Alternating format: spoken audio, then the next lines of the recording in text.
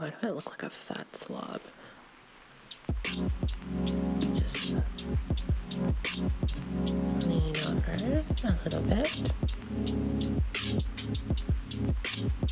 Okay, I think this is good.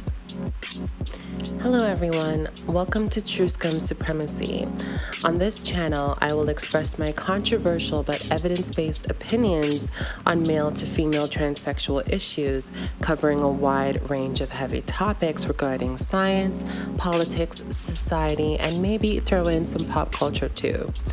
If you happen to be a sensitive child, I suggest you consume content on a different channel because this is not a safe space, and I don't give a flying fuck about your feelings. This is my very first official video on this channel, and I felt like my first video should establish what my belief system is as far as trans issues are concerned. So I figured I would start with the basics and try to set the record straight, because who better to do it than the most oppressed member of society, a Black trans woman? I am going to explain to you why being trans is a biological issue, a medical condition, and not a chosen political identity that requires ideology, and why you cannot be trans without gender dysphoria. Remember back in the 90s and early 2000s when the gay rights movement repeated the mantra that being gay was not a choice, but that gays were born gay?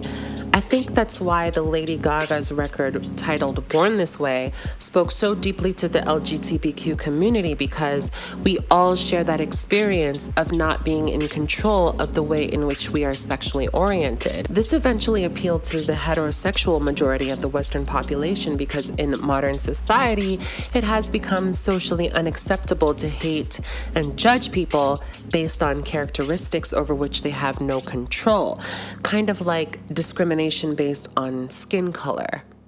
And when the trans rights movements started to kick off, I expected the very same thing to happen. However, interestingly enough, the script was flipped and taken over by an ideological pathogen that posits sex, gender, and gender roles are all socially constructed ideas that were imposed on every human from the moment we were born by a white supremacist patriarchy. It's almost as if the trans rights movement was the perfect Trojan horse for postmodernist theories to dominate political discourse, but that's potentially a topic for another video. Now, where does this ideological pathogen even come from? Perhaps one of the most famous contemporary contributors to this idea is Judith Butler. Judith Butler is an American philosopher and a gender theorist who wrote the book Gender Trouble: Feminism and the Subversion of Identity, which challenges the idea of gender and creates a theory of gender performativity. Butler's work has heavily influenced queer and feminist scholarship because its goal is to deconstruct the so-called social constructs of sex and gender and purport the idea of identity being fluid and gender as a learned performance instead of a biologically predetermined attribute. And to be fair, I don't blame feminists for believing these romantic ideas, especially since archaic scientific studies of sex-based differences are associated with justifying sexism against women. However, modern scientific data show that sex-based differences are not only observable but meaningful, and that men and women do indeed think and behave differently as a result of their sex. How do we know this? Let's start with the prenatal environment. In utero, various processes take place that determine the development of the fetus. Depending on the chromosomes, specific hormones will engage the fetus and development will carry on down one of two pathways. Can you guess what those two pathways are?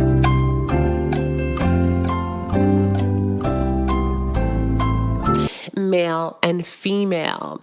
In about 99% of humans, this process is linear. XX chromosomes usually determine a female pathway. XY chromosomes usually determine a male pathway. And what is observed is that the genitals develop first between weeks 7 and 12 of pregnancy, and the brain doesn't fully develop until the 33rd week. So a lot could happen to the brain after the establishment of the biological sex. In males, a very important process that masculinizes the brain takes place when the Y chromosome kicks into gear around the 9th week of pregnancy. puberty.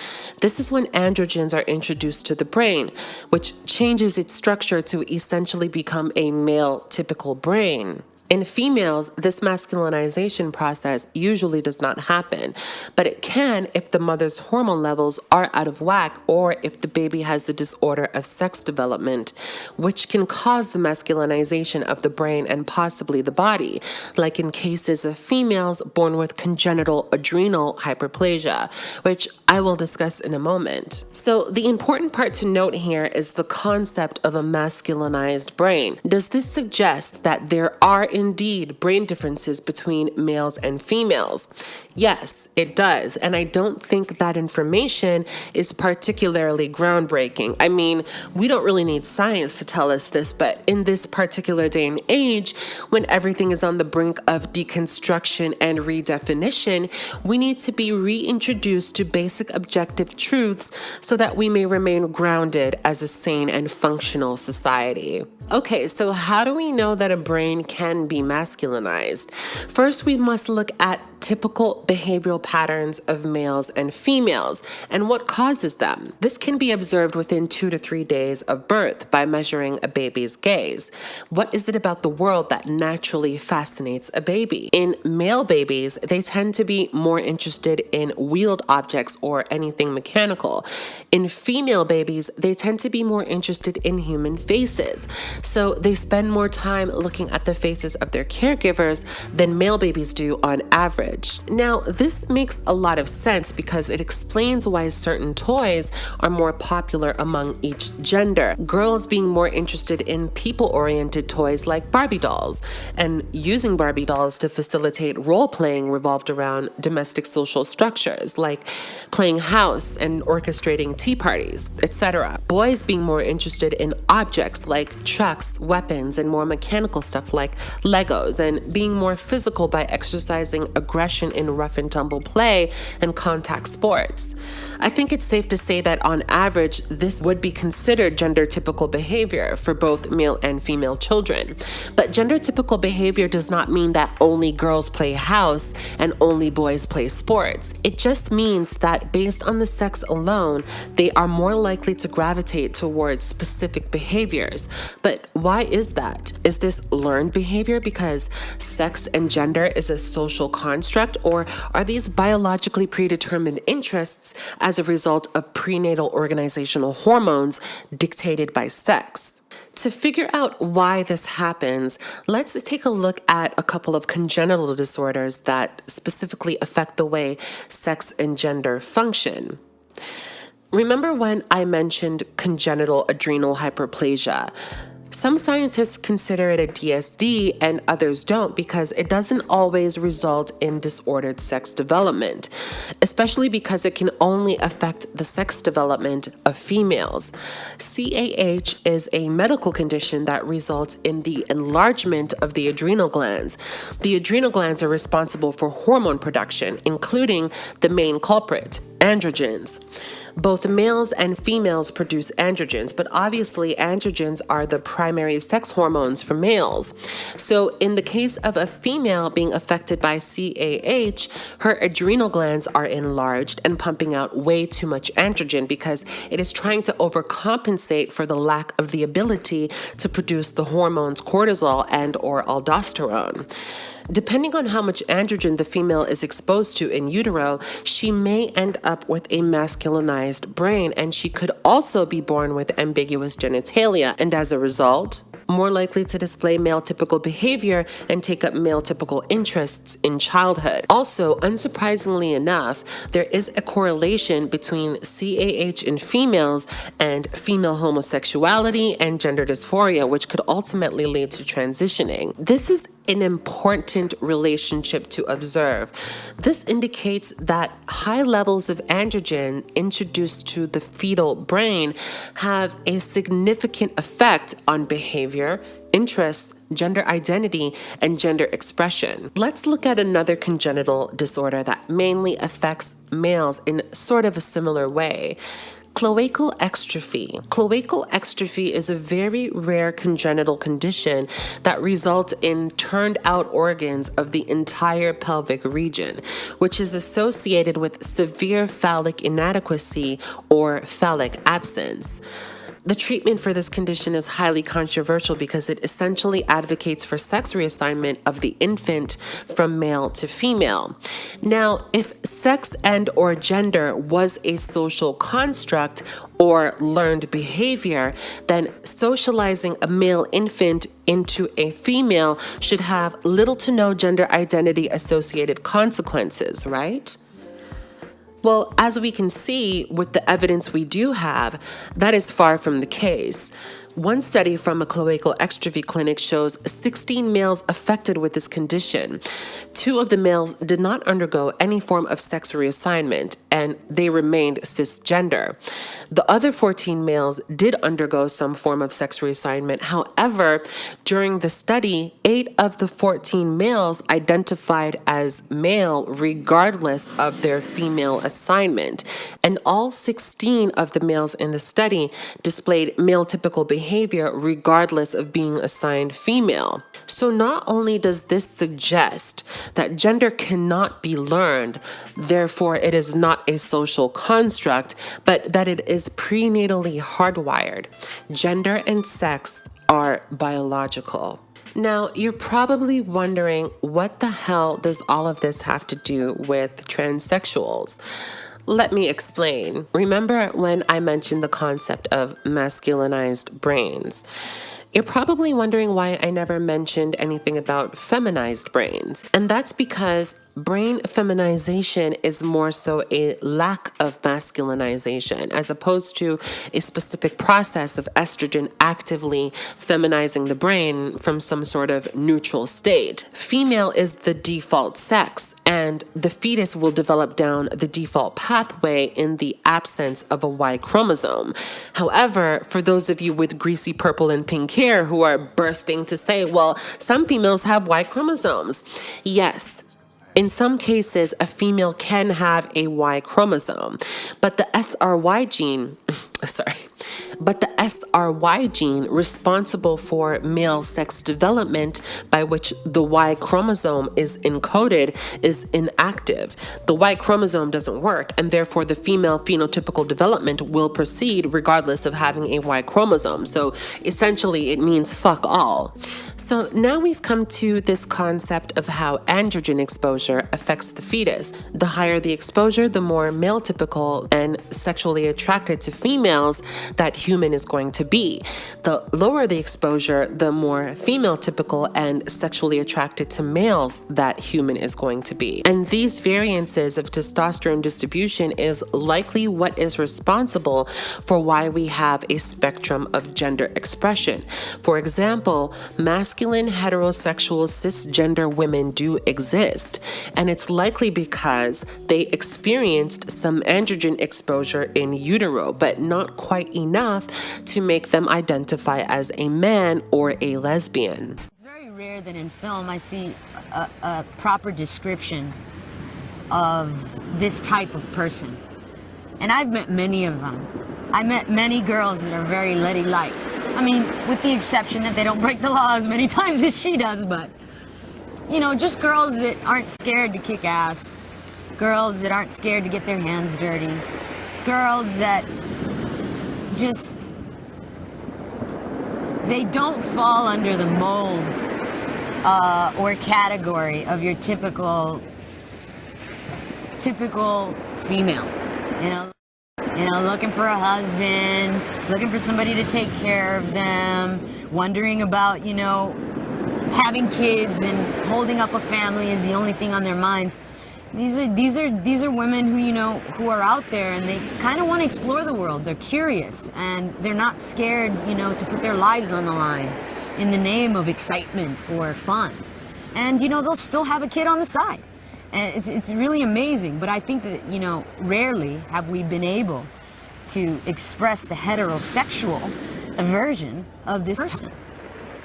However, the masculinization process of the brain is pretty effective in males with about a 98 to 99% success rate, resulting in males that actually feel male and identify as male, also known as cisgender. However, when this process isn't as effective, it results in variances of gender expression and sexuality, and in extremely rare cases, a complete reversal of gender identity, which is the cornerstone of gender dysphoria. This is what causes persistent gender dysphoria. This is what separates cisgender homosexual males from transsexual homosexual males. A lot of people don't realize this, but transsexualism is the complete process of what causes homosexuality. In other words, homosexuality is the incomplete form of transsexualism. The reason being is that homosexuality in males is caused by a lack of testosterone exposure to the brain during development, as I've previously discussed. However, if this condition is severe enough, it will result in transsexualism instead of traditional homosexuality. This is why gay and trans people have identical childhood experiences, as they both exhibit gender atypical behavior and experience some form of gender dysphoria. Males with this condition will be highly feminine in childhood because the brain development defaulted to a more female typical structure because of the lacking presence of testosterone in utero. So when a male with a feminized brain is in the biological process of becoming a man, which is an adult male, growing facial hair, deepening of the voice, broadening of the shoulders, and a growth spurt in height, the psychological effects of these events can be quite devastating. This is the precise reason why people transition. Science shows that transitioning can have a very positive effect on the quality of life for adult transsexuals. Transitioning helps to lessen the dissonance between the mind and the body so that we may carry on with our lives to live as normal as perceivably possible. As you can imagine, this does not require an ideology because at its core, it is a biological issue reconciled through the means of science and medicine. And you know what's funny? This information is considered gatekeeping because it essentially delegitimizes the so-called transgender umbrella, which is the only claim of transness for the non-binary, gender non-conforming, gender fluid crowd. And they even came up with some interesting terminology for transsexuals, such as myself, whose views are based in science, such as transmedicalist, transfundamentalist, and my favorite, which is the inspiration for the name of my channel, True Scum. Everything I have explained in this video prior to this moment should give you a very clear understanding of what gender dysphoria is, what causes it, and why it results in transsexualism. There is literally no logical reason for a human to voluntarily transition from one sex to another if they are not dysphoric with their biological sex. However, apparently, non-transsexual members of the transgender umbrella, I'm just gonna call them Umbrella Corp. So the Umbrella Corporation has a problem with the concept of gender dysphoria being a necessity in order to be diagnosed as trans because it erases their identity and or existence. Mind you, these are the same people that act like gender is like Pokemon. There are 151 genders and you gotta catch them all, am I right? Now, all of this is bullshit for a myriad of obvious reasons, but I'll list a few.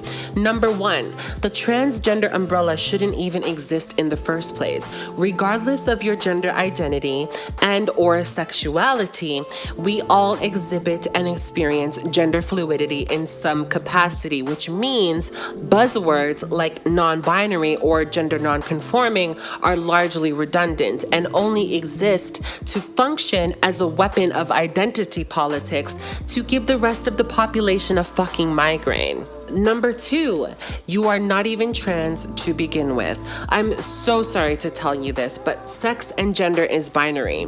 There is male and female, masculine and feminine. That is literally a binary system. And if you are trans, that means you are physically transitioning from one half of the binary to the other in order to have a greater chance at being a functional contributing member of society. I can understand the concept of being gender nonconforming or gender fluid, but that doesn't make you trans. That's just a natural part of being human. We all have individual experiences that makes us unique, so we may not check every single box of what it means to be a stereotypical male or female. The concept of non-binary, however, is something that actually contradicts the concept of being trans. In order to be trans, a binary is required because you need a point A to transition from and a point B to transition to. But non-binary people claim they exist outside of this system, which really doesn't make any sense to me, because if you Google image non-binary, all you're going to see is representation of the gender binary in limited combinations, such as masculine women and feminine men. So essentially, they're just A, radicalized homosexuals, B, women who have an anxiety disorder about being women in society, fearing the attraction of men, so they voluntarily make themselves unattractive, C, men who feel like the social restrictions on male gender expression are too narrow and they want to be able to express their feminine side by wearing makeup and feminine garments.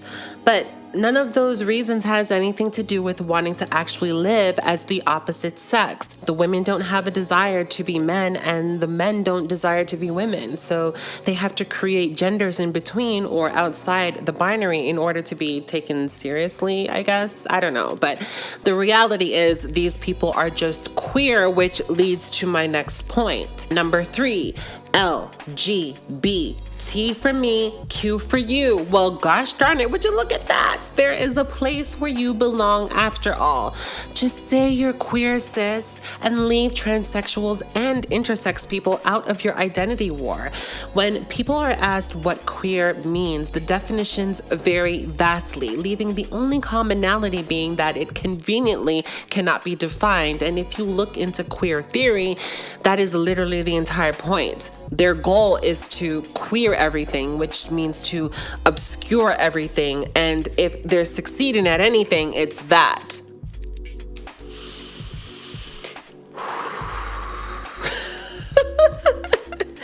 Okay.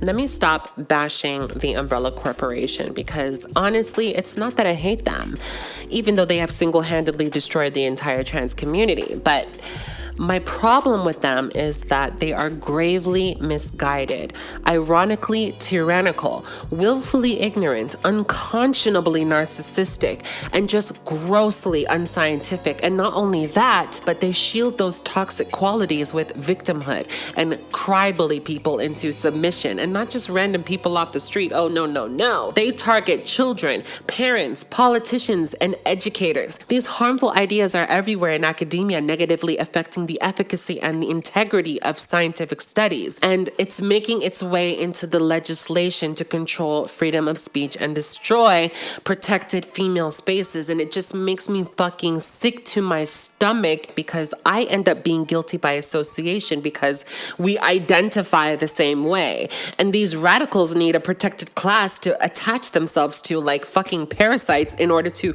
spearhead their own agendas that not only disadvantage the transsexual community, but in fact make navigating politics and society way more convoluted than it needs to be. If the Umbrella Corporation just stayed in their own queer lane, then I wouldn't have felt backed into a corner to the point of me having to make videos like this, or even this channel if I'm gonna keep it $1.50. It's gotten so bad that the majority of the time when I'm having discourse with a person who isn't a part of the trans community, they have a hard time feeling comfortable asking me logical questions for fear of traumatizing me or coming off as transphobic. And that's because these radicalized members of my community have sullied society with their fantastical demands of participation in their identity fetish. And those who do not wish to participate, or those who use critical thinking, are seen as committing acts of violence. And I can just hear them now, accusing me of internalized transphobia and respectability politics because I'm dying for the acceptance and validation of cisgender people. As if I give a fuck about what cisgender people think of me. As long as I'm able to have the same privileges in society as they do, which I do, by the way, then who cares what cisgender people think? My existence does not depend on their acceptance or validation. Whew, okay. I didn't mean to go on a rant there, but the whole point of this video is to make it clear that being trans is a very specific biological phenomena and medical condition, not an identity. You don't just wake up one day and choose to identify as trans, because what the hell does that even mean? It's either you are or you are not. No identity required. Just like people don't identify with cerebral palsy, although I wouldn't put it past some people, seeing how there are people using fucking disabilities as identities in order to accumulate as many points as possible in the 2021 Oppression Olympics. All right. Okay, I'm gonna close on this. All right. Okay, so being trans isn't who I am. It isn't my identity. It is a condition I have. My identity is the whole that is greater than the sum of its parts. I am Black, trans, a musician, a gamer, an anime fan, a dancer. Those are mere parts of my identity, but individually, none of those things can define me as a person. Identifying with a group suggests that the group with which you identify is monolithic.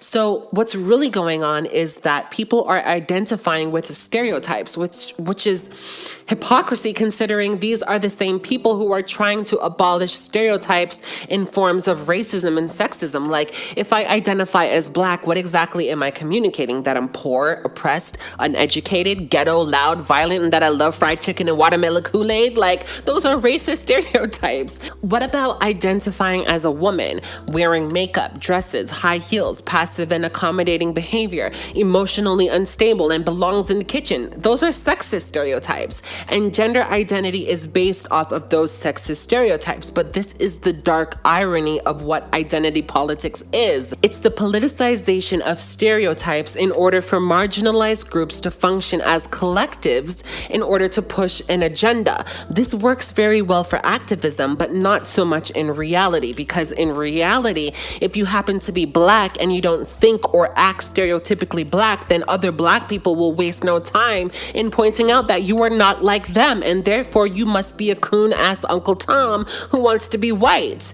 This is also true for the trans community, and I experience this often. I do not think and behave like the collective, so therefore I must have internalized transphobia, and I'm a cis-het bootlicker because I would do anything for the acceptance of the high and mighty cisgender folk.